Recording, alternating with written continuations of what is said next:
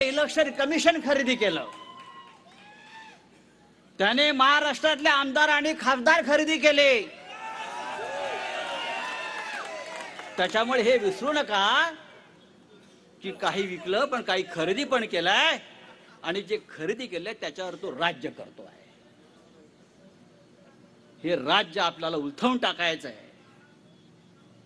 मगाशी आपण बाळासाहेब ठाकरेंचा उल्लेख केला। बाळासाहेब ठाकरे अत्यंत परखड होते।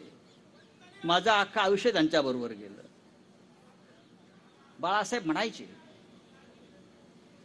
की ज्या प्रकारचे राजकारण सध्या सुरू आहे, बोलू नये त्यापेक्षा वेशा परवडला म्हणायचे। निष्ठा आहे त्यांच्याकडे, निष्ठा आहे त्यांच्याकडे, आणि पैशाचं राज्य सध्या जे सुरू आहे हे राज्य या महाराष्ट्राला शोभणारं नाही आहे।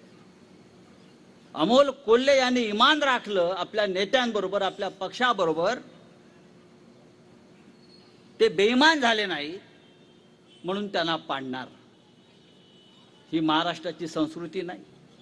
महाराष्ट्रानं कायम इमानाला साथ दिली, आणि जो बेईमान आमच्यावर चाल करून आला त्याला पायाखाली तुडवलेला आहे।